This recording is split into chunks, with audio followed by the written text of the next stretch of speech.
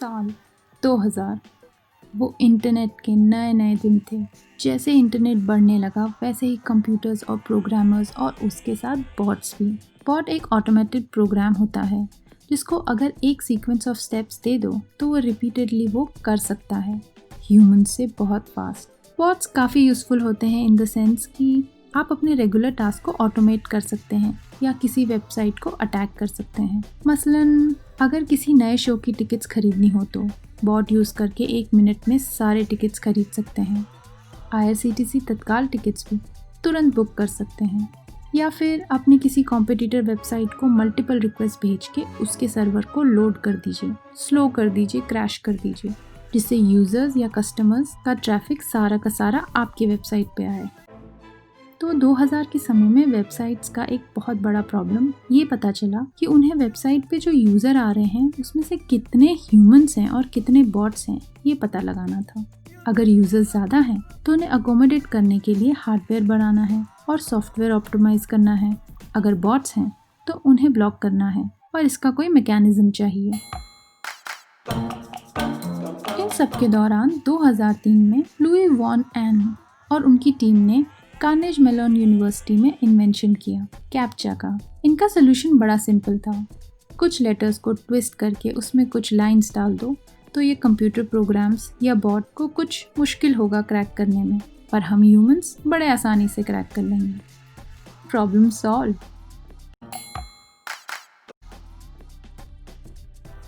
कुछ साल बाद जब डेटा को एनालाइज किया गया तो पता चला कि दिन में 20 करोड़ कैप्चा की एंट्री होती है और हर कैप्चा में कुछ 10 सेकंड लगते हैं। इसका मतलब 5 लाख घंटे ह्यूमैनिटी इन टोटल इस पे स्पेंड कर रहा है ताकि वो प्रूव कर सके कि वो ह्यूमन है। और ये बस एक दिन का डेटा था। तो इन्वेंटर लुइस ने सोचा कि क्या हम इसे किसी यूजफुल वे में यूटिलाइज कर सकते हैं। तो हुआ नए प्रोजेक्ट की शुरुआत, रिकैप्चा। बुक्स के डिजिटलाइजेशन प्रोसेस में 2 स्टेप्स होते हैं। एक सारे पेजेस को स्कैन करना और दूसरा सॉफ्टवेयर के सारे लेटर्स को इमेज से टेक्स्ट में कन्वर्ट करना। इसे कहते हैं OCR, ऑप्टिकल कैरेक्टर रिकॉग्निशन। पर कभी कभी ये टेक्स्ट कन्वर्जन में एरर आता है, स्पेशली जब आपकी ओरिजिनल बुक बहुत पुरानी हो या जब पेपर पे मार्क्स बने हो या शेड्स हैं। और कौन इस इमेज को डिजिटल टेक्स्ट में कन्वर्ट करेगा? तो आया रिकैप्चा। इसमें आपको 2 इमेज दिखेंगी, एक कंप्यूटर क्रिएटेड जिसका आंसर कंप्यूटर को पता है और दूसरा एक एक्चुअल बुक का स्कैन। और यूजर्स को वेरीफाई करने के लिए दोनों ही टाइप करने पड़ेंगे। जो वर्ड कंप्यूटर को ऑलरेडी पता है उसे वेरीफाई करेगा कि आप ह्यूमन हैं कि नहीं, और दूसरा वर्ड जो आपने ट्रांसलेट किया उसे रिकॉर्ड करेगा और सेव कर लेगा। और इससे दूसरे वर्ड का एक्यूरेसी मेजर करने के लिए 10 लोगों को एक ही इमेज दिखाई जाती है और जब सब एक एंट्री डालते हैं तो वो सही माना जाता है। हर बार जब आप रिकैप्चा करेंगे तो आप एक बुक को ट्रांसलेट करने में मदद कर रहे हैं। इसे रफली 25 lakh books per year digitise हो रहे हैं, वो भी सारे फ्री में, 70 करोड़ लोगों के साथ। है कि नहीं ह्यूमैनिटी का ये एक अचीवमेंट? क्योंकि ये 2 रैंडम वर्ड्स को साइड बाय साइड रख रहे हैं तो कभी कभी उसका आउटपुट। इस बीच में कैप्चा कंपनी को गूगल ने खरीद लिया और रिकैप्चा के सक्सेस से लुइस ने एक और प्रोजेक्ट स्टार्ट किया, डुओलिंगो। शायद आप में से कुछ लोगों ने सुना होगा इस ऐप के बारे में और कुछ ने तो यूज़ भी किया होगा। ये एक लैंग्वेज लर्निंग ऐप है, पर कभी आपने सोचा है कि ये फ्री क्यों है और इसमें एड्स भी नहीं है? इंटरनेट में बहुत कंटेंट है जो इंग्लिश में है और बहुत पेजेस अलग अलग नॉन इंग्लिश लैंग्वेजेस में। अब कैसे हम अपने बड़े यूज़र कम्युनिटी को यूज़ करके ये सब पेजेस सारे लैंग्वेजेस में ट्रांसलेट कर सकते हैं ताकि सारे यूज़र्स को सारे वेबसाइट्स एक्सेसिबल हों। और ये मशीन लर्निंग ट्रांसलेटर से नहीं कर सकते हैं क्योंकि वो अभी इवॉल्व हो रहे हैं और उनके एरर के चांसेस ज़्यादा हैं। तो डुओलिंगो पे जब आप लैंग्वेज सीखने लगे तो आपको पहले छोटे छोटे ईजी सेंटेंस ट्रांसलेट के लिए दिए जाते हैं और जैसे जैसे आप नए लैंग्वेज में एक्सपर्ट होने लगते हैं तो आपको थोड़ा कॉम्प्लिकेटेड सेंटेंसेस ट्रांसलेट करने के लिए दिए जाते हैं।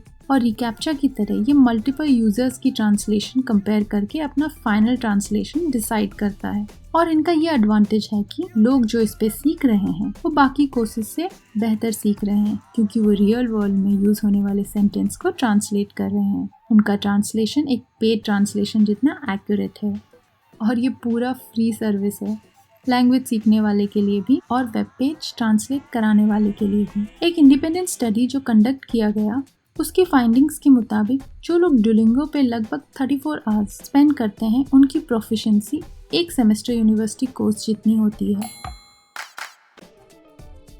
तो ये कोर्स फ्री क्यों है और कंपनी इससे पैसा कैसे कमा रही है? इसमें लुइस हंस के बोले कि उनका एक फीचर है स्ट्रीक का। अगर आप रोज 5 दिन के लिए डुओलिंगो पे लॉगिन करके एक्सरसाइज करेंगे तो आपको 5 डे स्ट्रीक मिलेगा। जब ये स्ट्रीक 20 दिन से ज़्यादा चला जाता है तो लोग काफ़ी सीरियस हो जाते हैं इस स्ट्रीक के बारे में। कभी तबीयत खराब होने से या कभी कहीं जाने की वजह से स्ट्रीक ब्रेक हो जाता है तो लोग परेशान हो जाते हैं। वैसे ही कुछ लोगों ने रिक्वेस्ट किया कि कोई पेमेंट ऑप्शन जिससे वो अपनी स्ट्रीक को बरकरार रख सकें ऐसा कुछ लेकर आए। तो अभी ऐप में $5 के प्राइस में एक दिन मिस करने पे भी आपका स्ट्रीक कायम रह सकता है।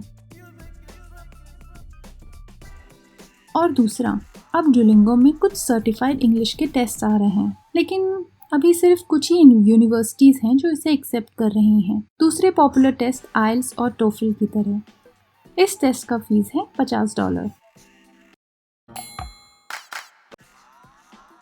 पर जैसे टाइम होता गया हैकर्स और प्रोग्रामर्स भी स्मार्ट हो गए और बॉट्स अब ज़्यादा कैप्चा को क्रैक करने लगे हैं। तो इसके सोल्यूशन में आए 2 और आइडियाज़, इमेज कैप्चा और NLP कैप्चा। इमेज कैप्चर जो अभी मोस्ट सिक्योर्ड है, आपने नोटिस किया होगा नीचे इमेजेस में सारे ट्रक्स को सेलेक्ट करो या फिर सारे ट्रैफिक लाइट्स को सेलेक्ट करो। और NLP कैप्चर एक और इनोवेटिव आइडिया है, वो भी एक इंडियन कंपनी सिंप्लीफाइडी से।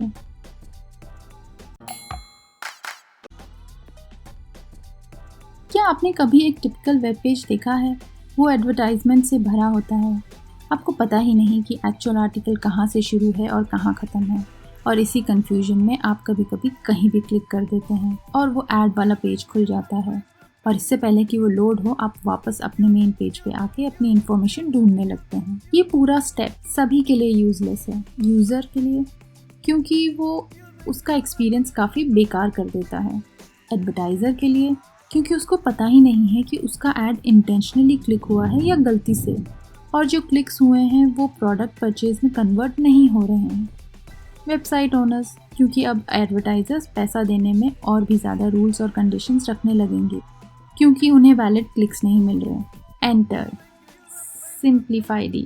इनका आइडिया ये था कि कैप्चा की जगह एक ऐड दिखाओ और यूज़र्स जो 10 सेकेंड पहले कैप्चा पे इन्वेस्ट कर रहे थे अब वो पूरा 10 सेकेंड का कंसंट्रेशन ऐड देखने में लगाएंगे और ऐड के एक सिंपल इंस्ट्रक्शन से वो लॉगिन करेंगे। कभी ये इंस्ट्रक्शन कुछ ऐड का एक वर्ड टाइप करने का होता है या कभी ऐड की एक लोकेशन पे क्लिक करने का या कभी किसी प्रोडक्ट के फीडबैक को लेने का। अब इससे हमारी पहले की तीनों पार्टीज खुश। आप ये एड्स IRCTC और LIC की साइट्स पे देख सकते हैं। जब मैंने ये आइडिया पहली बार सुना तो मुझे लगा वाओ। तो हर जगह जहाँ प्रॉब्लम है उसे सोल्यूशन में कन्वर्ट किया इनोवेशन से। जहाँ बाकी लोग प्रॉब्लम देखते हैं वहीं इंटेलिजेंट लोग अपॉर्चुनिटी देखते हैं। अब हम सबके सामने बहुत बड़ा प्रॉब्लम है कोरोना का, जिसकी वजह से सारे ऑर्गेनाइजेशंस अपने काम करने के तरीके रिविजिट कर रहे हैं। कई चैलेंजेस हैं, मतलब कई सारी अपॉर्चुनिटीज भी हैं। सब अपनी इस कम्युनिटीज़ की प्रॉब्लम को एड्रेस करें, सोसाइटी को हेल्प करें और उससे अपना भी फ़ायदा करें। सिर्फ यही सही बिजनेस मॉडल है। वीडियो अच्छा लगे तो अपने एनर्जेटिक और बिजनेस ओरिएंटेड दोस्तों के साथ बिल्कुल शेयर करिएगा। क्या पता अगली बार मैं आपके सोल्यूशन के बारे में वीडियो बनाऊं। Thanks for watching and keep learning, क्योंकि हम बेहतर तो कम बेहतर।